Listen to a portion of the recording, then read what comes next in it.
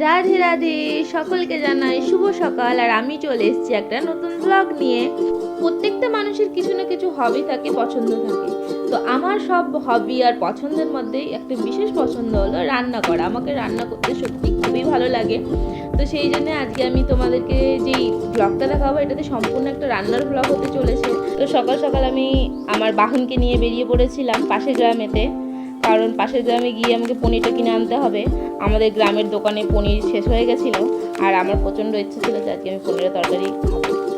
তো সেটার জন্য তো যেতেই হবে। আর দেখো কি সুন্দর লাগছে চারিদিকটা, আমার তো খুবই ভালো লাগছিল। দেখো কি সুন্দর ওয়েদারের মধ্যে আমি আমার হিরো হন্ডা সাইকেলকে বের করে নিলাম আর চলে গেলাম পাশের গ্রামে।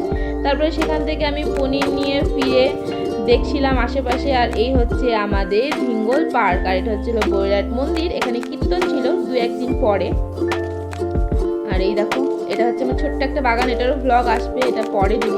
তারপরে পনির নিয়ে আমি বাড়িতে চলে আসার পর মায়ের হাতে দিয়ে দিলাম। কিন্তু আমার মা রান্না করতে সব রান্না করতেই পছন্দ করে, কিন্তু মাঝে মাঝে বলে যে তুই নিজে রান্না কর, আমার হাতে রান্না খেতে চাই। তো আমি ভাবলাম ঠিক আছে, না হয় আজকে সম্পূর্ণ রান্নাটা আমিই করি।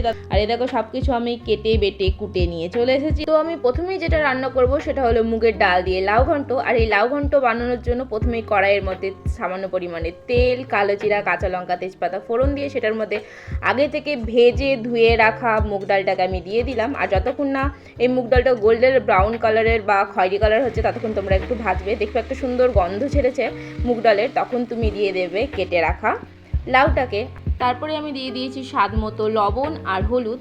আর এটাকে ভালো করে নেড়ে চেড়ে আমি ঢাকা দিয়ে দিয়েছিলাম থালার, কারণ এই যে লাউটা এটা খুবই নরম একটা জিনিস, তো এটার ভিতর থেকে অনেকটা জল ছাড়ে। আর এক্সট্রা কোনো জলের প্রয়োজন হয় না, যেহেতু এই তরকারিটা বানানোর জন্য এর জলেতেই সম্পূর্ণ রান্নাটা হবে। আমার প্রচণ্ড খিদা পেয়েছিলো, সেই জন্য আমি একটুখানি মুড়ি খেয়ে নিলাম। এই মুড়ি খেতে খেতেই আমার লাউয়ের যে জলটা সেটা অনেকটা মরে এসেছিলো। আর দেখো, তারপরে আমি স্বাদ পরিমাণ চিনি দিয়ে ভালো করে নেড়ে একটু কষিয়ে লাউটা আমার রান্না হয়ে গেছে। এবার আমি এটাকে নামিয়ে নেব বাটিতে।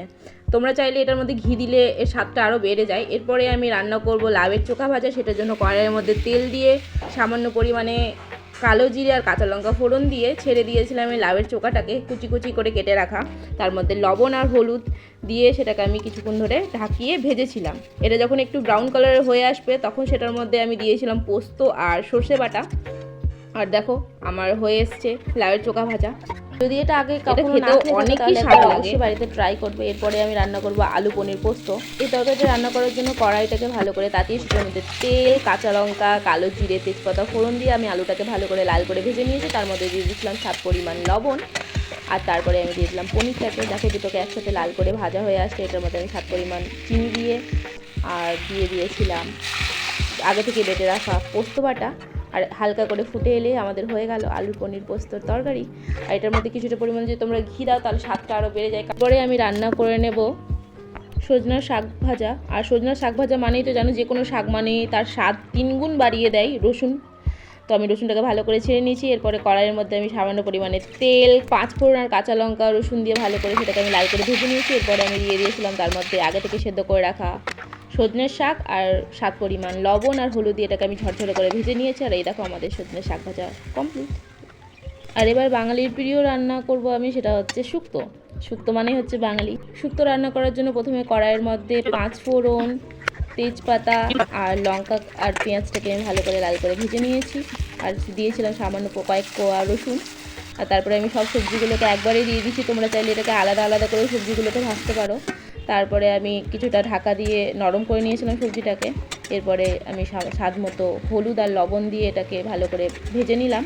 ভেজে নেওয়ার পর আগে থেকে বেটে রাখা সরষে আর পোস্ত বাটার জল দিয়েছিলাম। এক্সট্রা কোনো জল লাগেনি, ওটাই পোস্ত বাটার জলটাকে আমি ধুয়ে কিছুটা দিয়ে দিয়েছিলাম। আর দেখো এটা হালকা করে ফুটে এলেই আমাদের রান্না হয়ে গেছিলো শুক্তো। আর শুক্তো এর উপরে একটু যদি কাঁচা তেল ছড়ানো যায় তো এটা স্বাদটা আরও বেড়ে যায়। এরপরে আমি রান্না করেছিলাম মুগ ডাল। তো মুগ ডাল করার জন্য আমি কড়াইয়ের মধ্যে কিছুটা আদা কুচি, লঙ্কা আর কালো জিরা দিয়ে ভালো করে সেটাকে ফোড়ন দিয়ে ডালটা যেটা সেদ্ধ করা ছিল সেটাকে দিয়ে তার মধ্যে আমি স্বাদ পরিমাণ লবণ, চিনি, হলুদ দিয়ে দিয়েছিলাম। আর কেটে রাখা কিছুটা পনির দিয়েছিলাম। আর সামান্য পরিমাণ জল দিয়ে এটাকে আমি ভালো করে ফুটিয়ে নিয়েছিলাম। ফুটে এলেই ডালটা আমাদের ডাল কমপ্লিট হয়ে গেছে। কিন্তু তোমরা ব্যবহার করার চেষ্টা করবে আদা জিরার পেস্ট, কারণ এটাতে মুগ ডালের যে স্বাদটা এটা আরও 3 গুণ বেড়ে যায়। ফাইনালি সব রান্না হয়ে গেল, এবার খাবো। একটা তরকারি দিয়ে। এতগুলা তরকারি করেছে না,